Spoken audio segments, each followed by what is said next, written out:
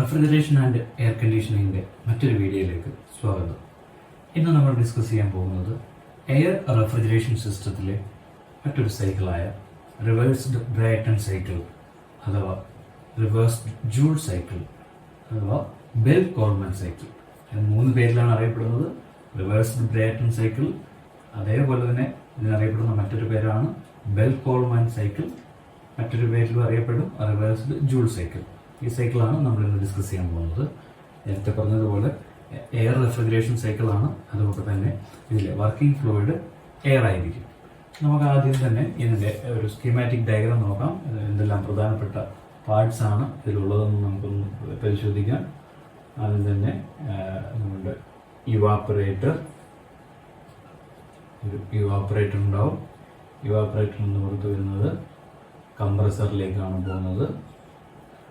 കംപ്രസറിൽ അതിനെ കംപ്രസ് ചെയ്ത് കണ്ടൻസറിലേക്ക് കൊണ്ടുവരുന്നു.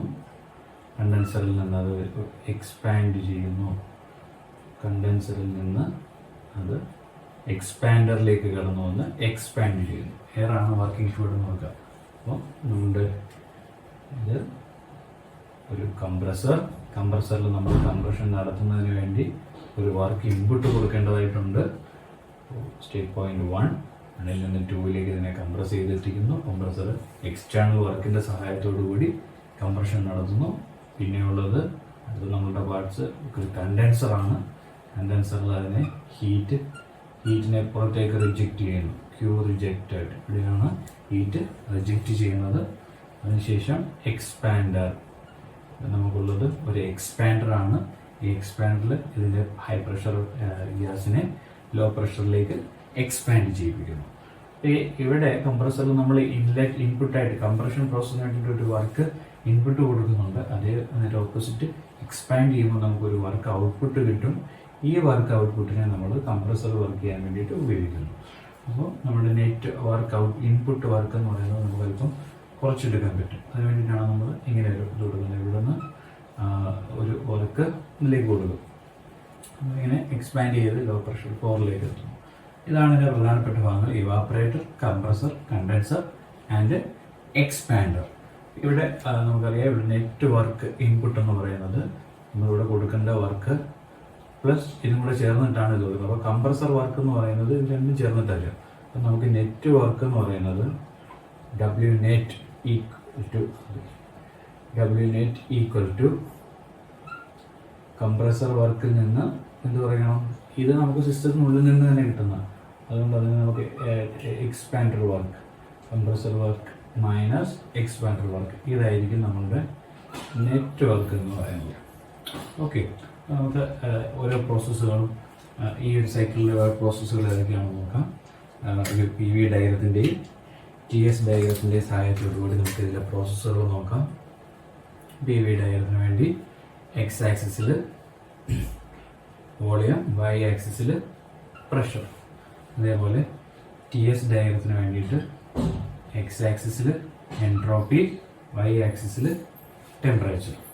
നമുക്ക് നോക്കാം. നമ്മുടെ ഫസ്റ്റ് പ്രോസസ് 1 to 2 കംപ്രസറിലെ പ്രോസസ്സാണ്.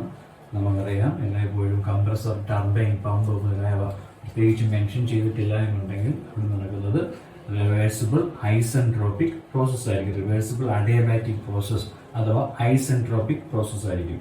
So process 1 to 2 reversible adiabatic compression.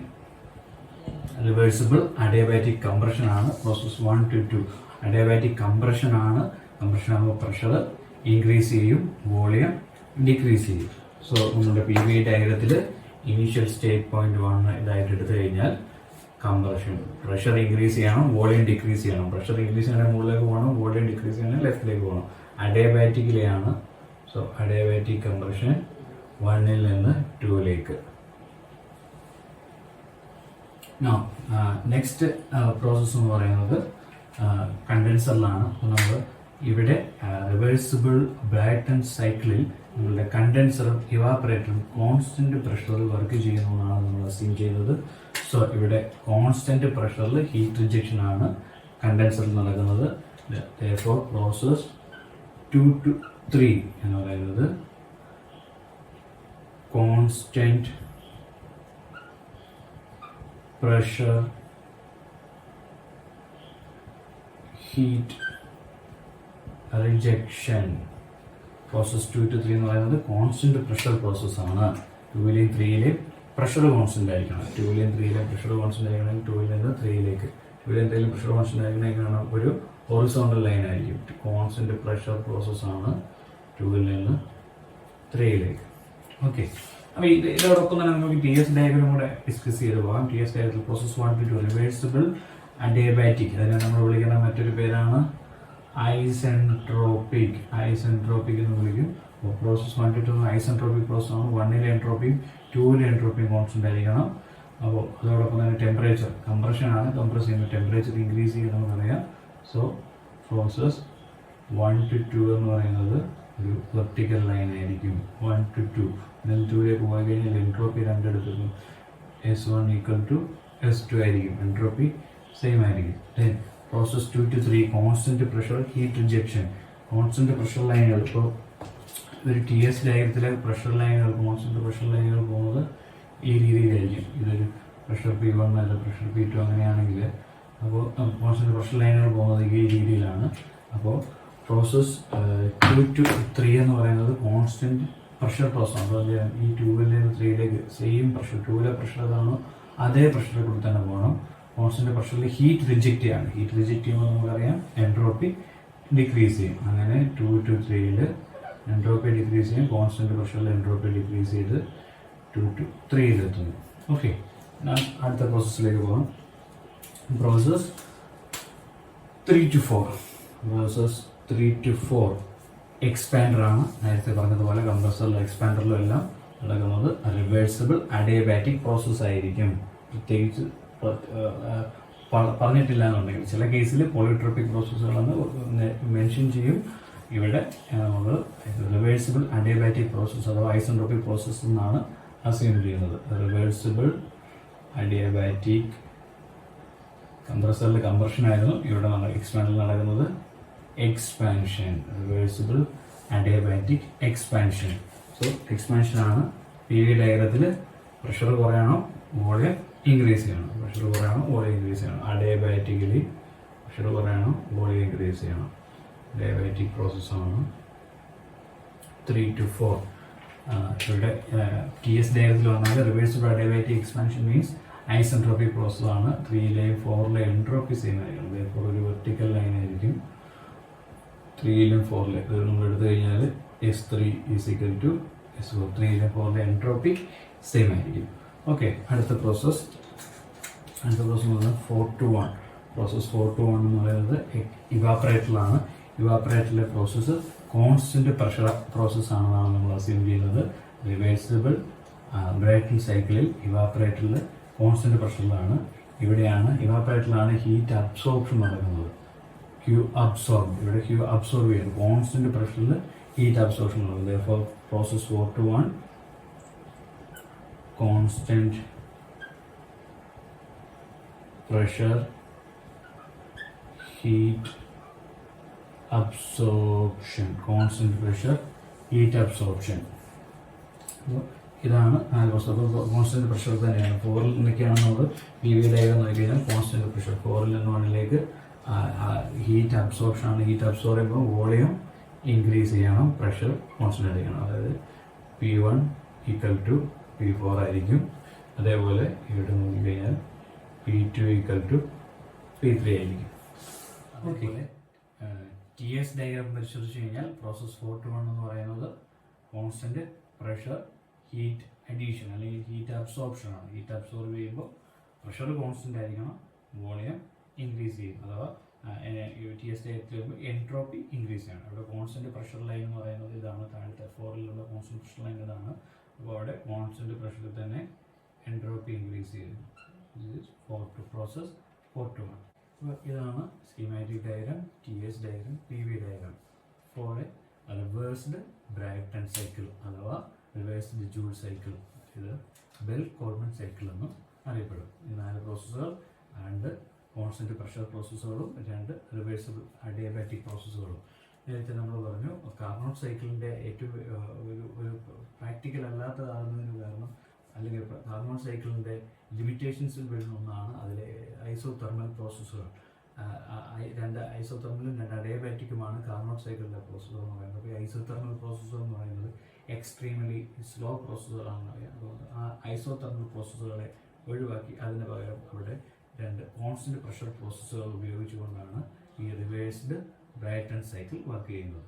ഇനി ഇതിൻ്റെ COP പെർഫോമൻസ് എങ്ങനെയാണ്, കോഎഫിഷ്യന്റ് ഓഫ് പെർഫോമൻസ് എങ്ങനെയാണെന്ന് നോക്കാം. അപ്പോൾ COP എങ്ങനെ ഡിറൈവ് ചെയ്യാമെന്ന് നോക്കാം. ആദ്യം നമ്മൾ സിസ്റ്റത്തിനുള്ളിലൂടെ ഫ്ലോ ചെയ്യുന്നത് m kilogram mass of air ആണെന്ന് കരുതുക. അങ്ങനെയെങ്കിൽ നമ്മളുടെ ഹീറ്റ് അബ്സോർബ്ഡ് എന്ന് പറയുന്നത് പ്രോസസ് 4:1 ഹീറ്റ് അബ്സോർപ്ഷൻ എന്ന് പറയുന്നത് കോൺസ്റ്റന്റ് പ്രഷർ പ്രോസസ്സാണ്. therefore ഹീറ്റ് അബ്സോർബ്ഡ് നമ്മൾ റെപ്രസെന്റ് ചെയ്യുന്ന Q അബ്സോർബ് റെപ്രസെന്റ് ചെയ്ത് കഴിഞ്ഞാൽ ഹീറ്റ് അബ്സോർബ് എന്ന് പറയുന്നത് കോൺസ്റ്റന്റ് പ്രഷർ പ്രോസസ് ആണ്. നമുക്കറിയാം കോൺസ്റ്റന്റ് പ്രഷർ പ്രോസസ്സിൽ heat absorb is equal to mCp delta T. Change in temperature ഇവിടെ പ്രോസസ് 4:1 ആണ്. 4ൽ നിന്ന് ഹീറ്റ് അബ്സോർബ് ചെയ്ത് 1ലേക്ക് എത്തും. അപ്പോൾ 1ലായിരിക്കും ടെമ്പറേച്ചർ കൂടുതൽ. therefore T1 മൈനസ് T4 ഇതാണ് നമ്മുടെ ഹീറ്റ് അബ്സോർബ് എന്ന് പറയുന്നത്. അതേപോലെ ഇവിടെ ഹീറ്റ് റിജക്റ്റഡ് Q റിജക്റ്റഡ് എന്ന് പറയുന്നത് പ്രോസസ് 2 to 3 ഹീറ്റ് കണ്ടൻസറിലാണ് ഹീറ്റ് ഇഞ്ചക്ഷൻ നടക്കുന്നത്. സോ ഇപ്പോൾ ഹീറ്റ് റിജക്റ്റഡ് ഇവിടുത്തെ ഇതും കോൺസ്റ്റന്റ് പ്രഷറിലാണ് കണ്ടൻസറും വർക്ക് ചെയ്യുന്നത്. ഈ കേസിൽ കോൺസ്റ്റന്റ് പ്രഷറിലാണ്. therefore heat rejected is equal to mCp ഇവിടുത്തെ ഡെൽറ്റ T. ഹീറ്റ് 2ലെ ഹീറ്റിനെ റിജക്റ്റ് ചെയ്ത് 3ലേക്ക് എത്തുന്നു. അപ്പോൾ 2ലാണ് ടെമ്പറേച്ചർ കൂടുതൽ. therefore T2 minus T3. Q rejected ഉണ്ട്, Q അബ്സോർബ് ഉണ്ട്. നമുക്കറിയാം വർക്ക് ഡൺ എന്ന് പറയുന്നത് എന്തായിരിക്കും? Heat rejected minus heat absorbed ആണ് work done. Q rejected minus Q absorbed. നമുക്കറിയാം നമ്മുടെ Q. ഇനി നമുക്ക് COP ഇക്വേഷൻ എഴുതാം. COP is equal to Q absorb divided by work done. Q absorb നമ്മുടെ കയ്യിലുണ്ട് mCp T1 minus T4 divided by Q rejected minus Q absorb. Q rejected എന്ന് പറയുന്നത് mCp T2 minus T3 minus Q absorb mCp T1 minus T4. mCp common ആണ്. ഇവിടെ എല്ലാം cut ചെയ്ത് കളയാം. ബാക്കി വരുന്നത് T1 minus T4 divided by T2 minus T3 minus T1 minus T4. Okay, ഇതിൽ ഇവിടെ നിന്ന് T4 പുറത്തേക്ക് എടുക്കുന്നു. COP ഈക്വൽ ടു ഇവിടെ നിന്ന് T4 പുറത്തേക്ക് എടുക്കുന്നു. T1 by T4 minus T4 by T4 അത് ഒന്ന് എഴുതാം. ഡിവൈഡഡ് ബൈ ഈ ഒരു ടേമിൽ നിന്ന് T3 പുറത്തെടുക്കുന്നു. T3 പുറത്തെടുത്ത് കഴിഞ്ഞാൽ പിന്നെ ഇവിടെ ഉള്ളത് T2 by T3 minus T3 by T3 എന്ന് 1 ആയിട്ട് എടുക്കുക. അടുത്ത ടേമിൽ നിന്ന് T4 പുറത്തെടുക്കുന്നു. മൈനസ് T4 പുറത്തെടുത്ത് കഴിഞ്ഞാൽ പിന്നെ ബാക്കിയുള്ളത് T1 by T4 minus 1. Okay, നമ്മളുടെ ഈ ഒരു പീരീഡ് ആയിട്ട് നമുക്കറിയാം പ്രോസസ് 1 to 2 എന്ന് പറയുന്നതും പ്രോസസ് 3 to 4 എന്ന് പറയുന്നതും റിവേഴ്സിബിൾ അഡിയബാറ്റിക് പ്രോസസ്സുകളാണ്. therefore temperature pressure relation for adiabatic process. നമ്മൾ ആദ്യം പ്രോസസ് 1 to 2 കൺസിഡർ ചെയ്ത് കഴിഞ്ഞാൽ അവിടുത്തെ അഡിയബാറ്റിക് പ്രോസസ്സിന്റെ ടെമ്പറേച്ചറും പ്രഷറും തമ്മിലുള്ള relation T2 divided by T1 equal to P2 divided by P1 all raised to gamma minus 1 by gamma, where gamma is the adiabatic index. അതേപോലെ process 3 to 4 നമ്മൾ കൺസിഡർ ചെയ്ത് കഴിഞ്ഞാൽ അവിടുത്തെ അതും 3 to 4 എന്ന് പറയുന്നത് അഡിയബാറ്റിക് പ്രോസസ്സാണ്. ആ പ്രോസസ്സിലെ ടെമ്പറേച്ചറും പ്രഷറും തമ്മിലുള്ള relation T3 by T4 is equal to P3 by P4 all raised to gamma minus 1 by gamma. നമുക്കറിയാം P2 ബൈ P3 ആണ്, അതുപോലെ P1 ബൈ P4 ആണ്. Sorry P2 equal to P3 ആണ്, P1 ഈക്വൽ ടു P4 ആണ്. P2 equal to P3 ആണ്, P1 equal to P4 ആണ്. അതുകൊണ്ട് ഈ രണ്ട് സൈഡും സെയിം ആണ്. therefore ഇത് തമ്മിൽ നമുക്ക് ഇക്വേറ്റ് ചെയ്യാൻ പറ്റും. അതായത് T2 by T1 equal to T3 by T4. എന്തുകൊണ്ടാണ് P2, എന്തുകൊണ്ടാണ് ഇതിന് കാരണം? Since P2 equal to P3, P1 equal to P4, therefore P2 by P1 all raised to gamma minus 1 by gamma equal to P3 by P4 all raised to gamma minus 1 by gamma. Equal ആയത് ഇത് left ഈ side നമുക്ക് equal ആയതുകൊണ്ട് അപ്പുറത്തെ side equal ആയിരിക്കും. ഇനി ഇതിനെ ഒന്ന് റീഅറേഞ്ച് ചെയ്ത് കഴിഞ്ഞ് കഴിഞ്ഞാലോ T2 by T3 cross multiplication ഇത് അപ്പുറത്തേക്ക് പോകും, ഈക്വൽ ടു അപ്പുറത്ത് വരുന്നു, T1 ഈക്വൽ ടു അപ്പുറത്ത് കൊണ്ടുപോകും, T1 by T4. ഈ വാല്യൂസ് നമ്മുടെ ഇക്വേഷനിലേക്ക് സബ്സ്റ്റിറ്റ്യൂട്ട് ചെയ്യാം. therefore COP is equal to T1 by T4 minus 1 divided by T3 into T2 by T3 ആണ്. T2 by T3 എന്ന് പറഞ്ഞാൽ T1 by T4 ആണ്. അപ്പോൾ സബ്സ്റ്റിറ്റ്യൂട്ട് ചെയ്യുന്നു T1 by T4 minus 1 minus T4 into T1 by T4 minus 1. ഈ T1 by T4 ഇവിടെ രണ്ടിടത്തും common ആണ്. അപ്പോൾ അത് കോമൺ ആക്കി അങ്ങ് മാറ്റാം. പിന്നെ എന്താ കാര്യം? T4 into T1 by T4 minus 1 divided by T3 minus T4 into T1 by T4 minus 1. ഇത് നമ്മൾ ക്യാൻസൽ ചെയ്ത് കളയാം.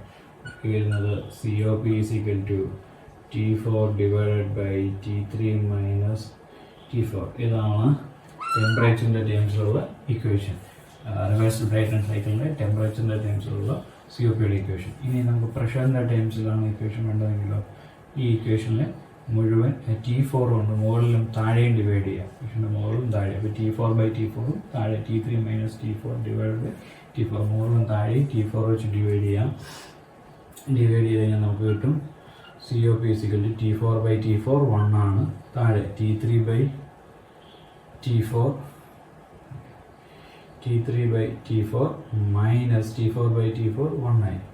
ഇവിടെ T3 by T4 P3 by P4 all raised to gamma minus 1 by gamma. Therefore COP is equal to 1 divided by P3 by P4 all raised to gamma minus 1 by gamma minus 1. P3 by P4 എന്ന് പറയുന്നത് P2 by P1 equal same ആണ് നമ്മൾ പറയുന്നത്. therefore COP equal to 1 divided by P3ക്ക് പകരം നമുക്ക് എന്ത് എഴുതാം? P2 by P1 all raised to gamma minus 1 by gamma minus 1 എഴുതാം. again COP equal to 1 divided by R raised to gamma minus